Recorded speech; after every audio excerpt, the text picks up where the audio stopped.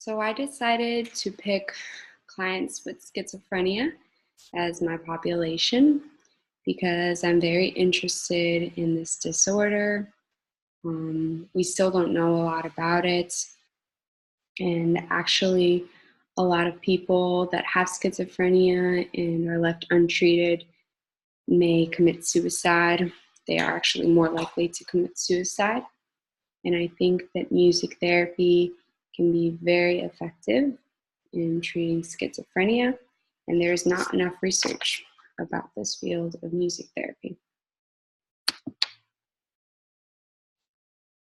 Schizophrenia is generally defined as a mental disorder that affects how people interpret reality.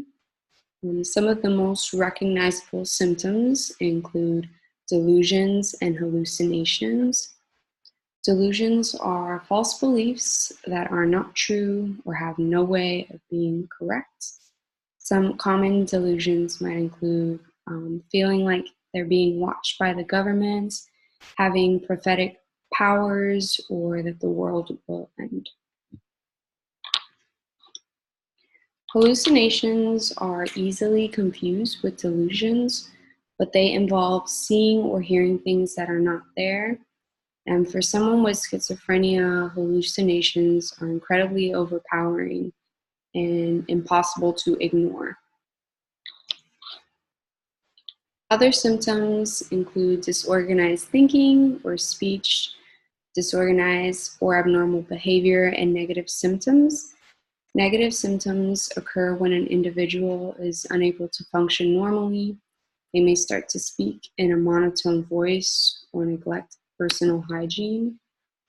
I thought this was a very good diagram of how the negative and positive symptoms in schizophrenia are distinguished. We don't hear too much about the negative symptoms.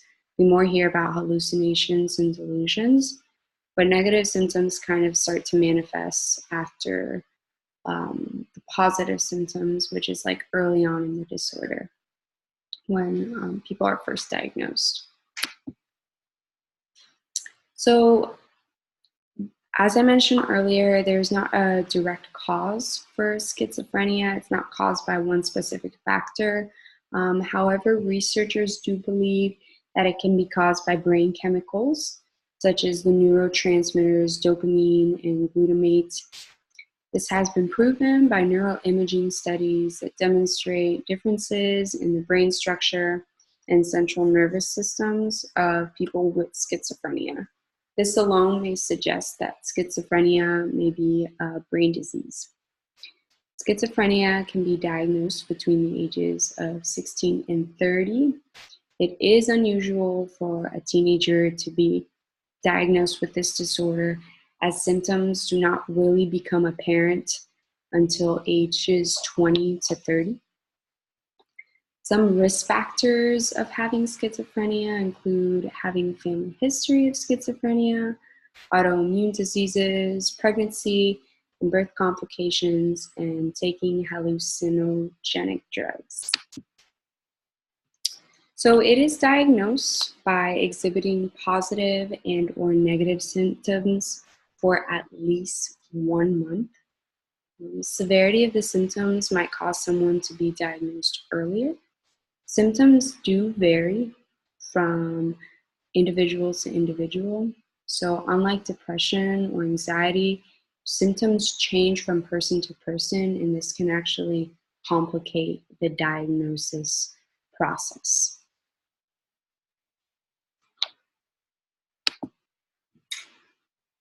So some of the typical therapies or treatments include antipsychotic medications and psychosocial interventions. Antipsychotic medications are divided into two different categories, first generation and second generation. The first generation antipsychotics often result in neurological side effects such as tardive dyskinesia, which is a very traumatic movement disorder. It kind of looks like Tourette's or uncontrollable movements of the mouth or limbs. The newer second generation of antipsychotics are typically prescribed because the side effects are much less harmful. Psychosocial interventions are implemented after a decent medication has been prescribed for the individual, and they are looking for steps to basically learn to function with their disorder.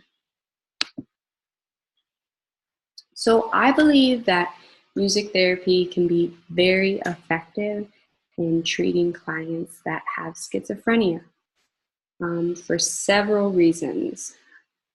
People with schizophrenia can participate in individual or group therapy music sessions, and these improve positive and negative symptoms. It encourages individuals to express their thoughts and interact with other people if they're in group therapy. I came across a really interesting case study. It involves a 20-year-old schizophrenic client with her therapist. So the name of the client is Mary, and she was actually diagnosed when she had early eating disorders, poor contact with reality, delusions, and difficulties in concentrating. It took about 3 months for her to establish rapport and contact with her therapist. Her therapist used a lot of improvisational techniques. One of them that she used was the drum duet. So basically, her therapist is playing on a drum with her for about 3 minutes. And after this time passes, her playing goes from very disorganized beats to stronger and more structured and interactive beats, which I thought was so cool. She was given the time to be able to interact with her therapist. There was also some solo piano improvisations that she did that were very reflective of what she was experiencing, both like depressive and disassociative emotions from her disorder. So with the case study being continued, her therapist started to implement something called musical storytelling.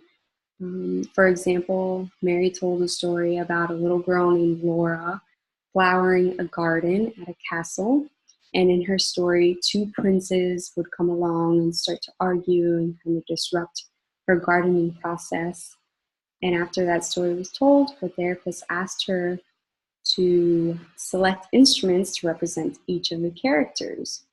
And she ended up picking some cymbals to represent the princes that were arguing, and she picked an auto harp to represent herself and an xylophone to represent the flowers. So basically what was happening was she was able to associate what she was experiencing in her head with Laura's story of gardening the flowers and the princes. So moving forward, Mary was able to express what was going on in her mind and in herself. First, it started off with improvisation, and eventually her therapist introduces her to songwriting. And through songwriting, she's able to create lyrics that express how she is feeling on the inside, how she feels like she constantly has to work to develop social skills and express herself coherently and effectively. I think that this case study really exemplified how much someone with schizophrenia could benefit from music therapy. In Mary's case, she was much more responsive to music therapy than psychoanalytic therapy. And she was able to express herself through music, which gave her the encouragement to develop self-esteem and all of those things that you need in order to live a happy and successful life. And that is why I think that schizophrenia should be used to treat clients with that is why music therapy should be used to treat clients with schizophrenia. And these are my sources coming up here. This is my second page.